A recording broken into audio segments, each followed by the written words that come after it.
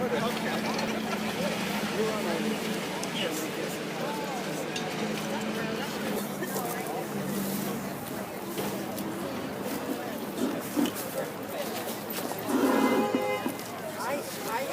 morning.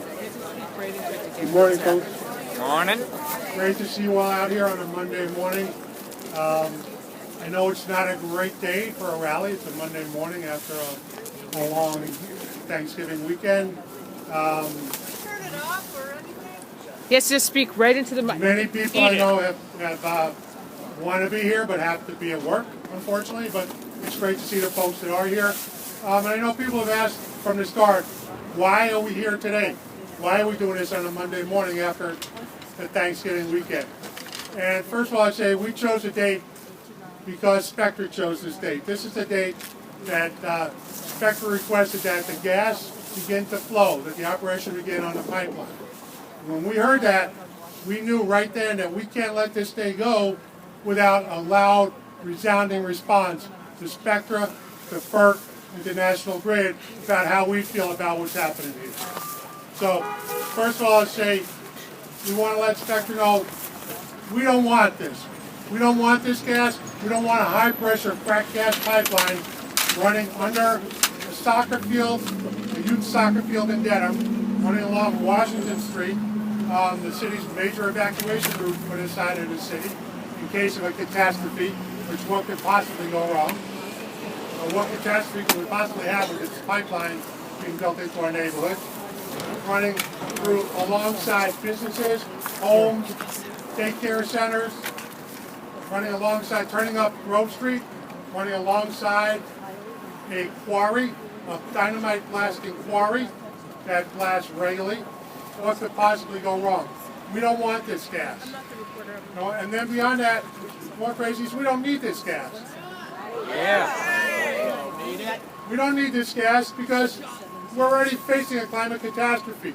We have the city of Boston, we have major population centers up and down the East Coast planning what to do about rising sea levels, talking about how to mitigate the rising sea levels, how many billions of dollars we're going to spend to try to protect us from the seas that we're causing to rise by burning the fossil fuels that we continue to burn. We don't need this metering and regulating station in the middle of a neighborhood.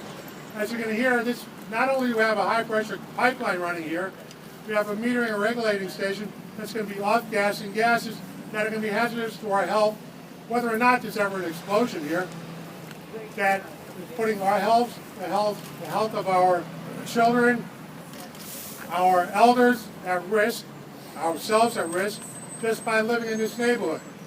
We don't need this gas. And what are we going to do? We're going to shut it down. We're going to shut it down. We're going to shut it down because we have no choice. We have no choice. Our lives are on the line. So we don't want it. We don't need it. Shut it down. We don't want it. We don't need it. Shut it down. We don't want it. We don't need it. Shut it down. We don't want it. We don't need it. Shut it down. Let me introduce. Thank you. Shut it down. Let me introduce you our City Councilor Matt O'Malley. He's been with us from the start. He's been standing strong and fighting hard, and we are so happy to have him here with us today. Yeah, Matt. Keep it going for Bill Kessler, everybody. It is so great to be with all of you folks. You know, it is a Monday morning after a holiday weekend, but I've been thinking about this event all weekend, and really just in family gatherings, out in the community, telling people, you know, we're going to fight this. It's going to be tough. We're going to fight it with every ounce that we have in our heart and our soul, and we are going to win. And December 1st may be the turn-on date, but rest assured, we are going to know next year there's going to be a turn-off date. Just because it's turned on, we can still win it, and we will win it. I just wanted to thank the organizers and the people who've done yeoman's work. Swirl, Resist the Pipeline, West Roxbury Saves Energy, of course, the legendary Mary Boyle, who has done amazing work each and every day. All of you guys, it's been heartening to me to see the climate change warriors who are here day in and day out. And this is, as important as this is, it's bigger than this issue. We are seeing this across the country. We are seeing this with the Dakota pipeline. We're seeing this really throughout the world. And even though it's been a tough time, I think, for many of us, for many reasons, in this fight over the last month or so, the fight has never burned stronger. This pipeline, this location, this M&R station simply makes no sense. And we've said that from the beginning. It's ill-conceived and it's potentially dangerous. And we said this back in 2014 and 2015 and 2016, and we're going to say it loudly at the First Circuit Court of Appeal in 2017. But this makes no sense. And Bill's absolutely right. In this day and age, we need to be focusing on renewable energy sources going forward. We also need to debunk the myth that we need this high-pressurized gas line because of a lack of gas for potential customers in Boston and Greater Boston. It's simply not true. There are 4,000 to 5,000 gas leaks in the city of Boston. As ratepayers, we are paying National Grid and others $90 million per year to fix these leaks. That's what I've been so pleased to welcome Mothers Out Front. Thank you, Clean Way. Mothers Out Front to offer a really aggressive gas leaks ordinance that we've got before the City Council. And I think there's a renewed focus at the city and state level to really affect these things. We're going to keep pushing this. But Bill is absolutely right. Clearly we don't want this gas line. We don't need it. We can fix the gas leaks and have more than enough gas for everyone without building new infrastructure, and then focus on solar energy and hydro energy and wind power. And we're going to shut it down. We are going to shut it down when we're in Washington, D.C. next year. And I say next year, it's a long way off. We're talking about, hopefully in 6 weeks we'll at least know when we have a trial date before the D.C. First Circuit Court of Appeals. And I am convinced that with your work, because of your energy, because of your commitment, because of your heart and soul that you put into this fight, and we've got a great legal team, cooler heads will prevail in Washington, D.C., which is something that we're going to say with fewer and fewer frequency going forward. The cooler heads will prevail on this issue with this ill-conceived pipeline, and we will shut it down. Thank you for being here. Thank you for what you have done in the rain, in the snow, in the blistering heat. Thank you for those that have taken the action and gotten arrested for this important cause. Thank you so much from the bottom of my heart to each and every one of you. It is an honor to represent you, and it is my passion to make sure that we fight this, that we close this thing down, because it makes no sense. It's not right. We don't want it. We don't need it. Shut it down! And cancel the contract! Thank you.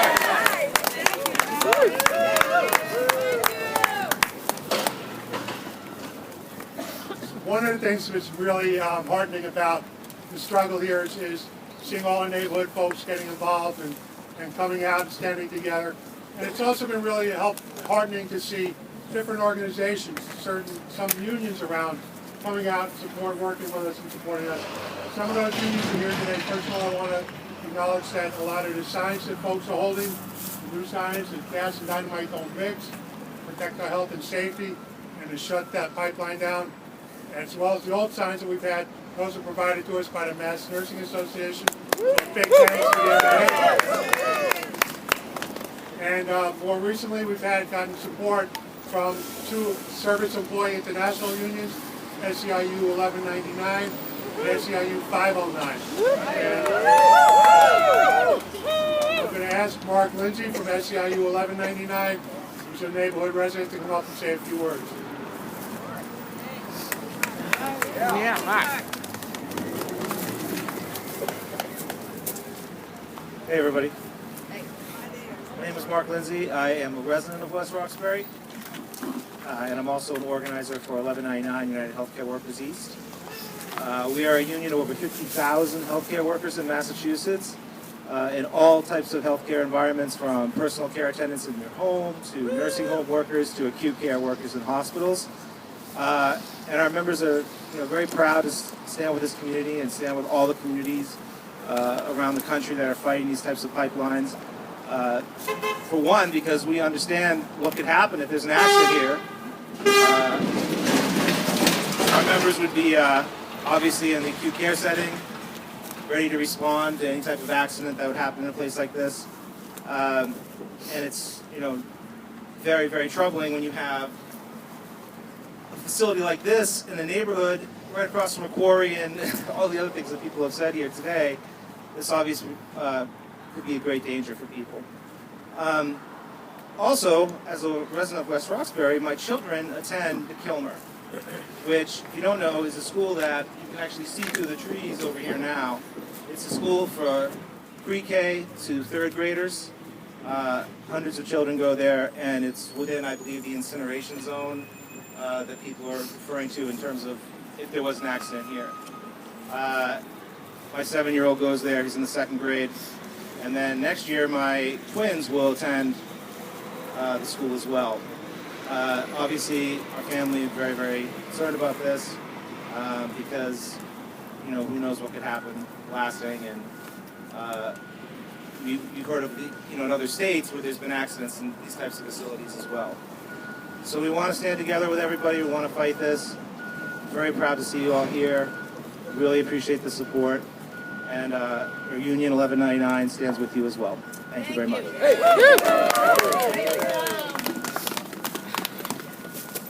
And Mary, we love you. Yes, we do, Mary, we do.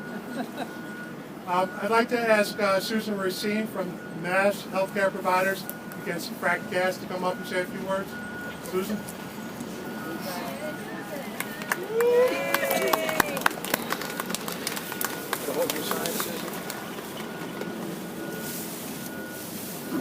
So let me introduce myself. I'm a practicing primary care physician in Boston. But I live in West Roxbury. My husband and I have made a home in West Roxbury for over 2 decades.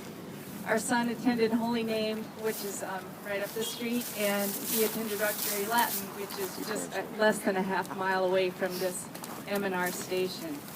And I was looking up distances, and the Kilmer's only 1,225 feet away from the M&R station.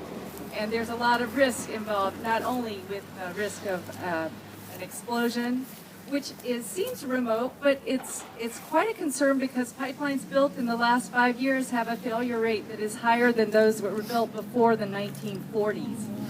And this seems to be due to the rush and the haste of building lots of pipelines in the last few years. And in the case of a pipeline explosion or a gas leak, there's lots of things that can go wrong. Certainly there's the incineration zone. Certainly there's air pollution. Certainly there would be water contamination. Certainly there would be lots and lots and lots of health problems and injuries. But in addition to that, we really don't even seem to have a safety plan in place yet to be in preparation for something like this. So we really have a horrible possibility in the placement of this station. And as a primary care physician, I'm focused on prevention. And when I counsel patients, I'm always counseling about the risks versus the benefits of taking medicines or having a diagnostic test.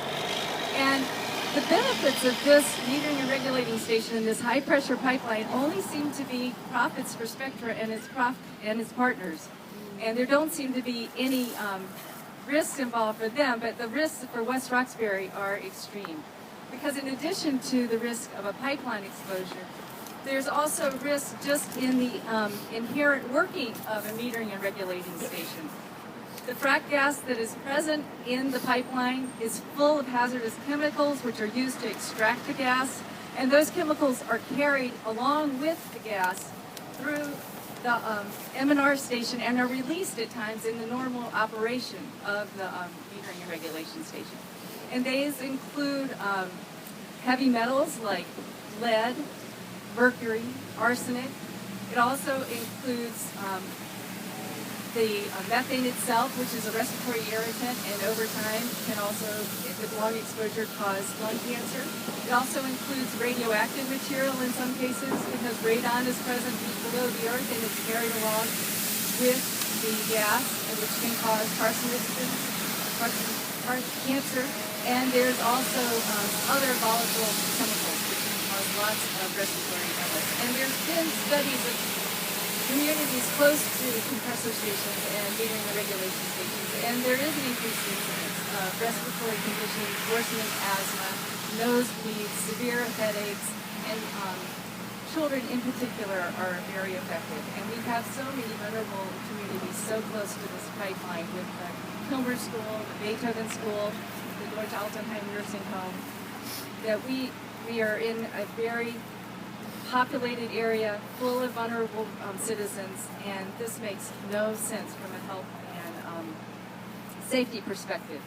And the environmental impact assessment that's been done by FERC has not addressed any of the human hazards that are apparent in these projects. And we at the Mass Healthcare Providers Against Frack Gas are firmly calling for a comprehensive health impact assessment for all these projects and a moratorium on all these projects before a comprehensive health impact assessment is made. And we are joined by other organizations, the Mass Nurses Association, yay, the American Medical Association, Physicians for Social Responsibility, and the New York Physicians Association. So we are in a wide group of acclaimed scientists and people who are looking at the evidence. And there's been so little research done so far. It's all coming out in the last 5 years because this is a brand new industry and these are brand new hazards that we're trying to address. And so we hope to shut this down, but if we don't shut it down, we should at least be able to study the human health impacts before it starts being activated. And I thank you for your attention this morning. Susan, here you go. Thank you. Thank you. So 5 weeks ago tomorrow, I had a very important event in my life. I just had a granddaughter. My first granddaughter was born, which is thrilling, and I can't tell you how happy I am, but at the same time, my daughter, husband, son-in-law, and my granddaughter live in this neighborhood. And knowing what I know now about the fracked gas that's going to be off-gassed from this facility, I'm really concerned. I'm really scared, and I have all the more reason to fight. And as I said before, we have no choice. You know, they're assaulting us, and we're going to fight this, and we're not going to stop until they're.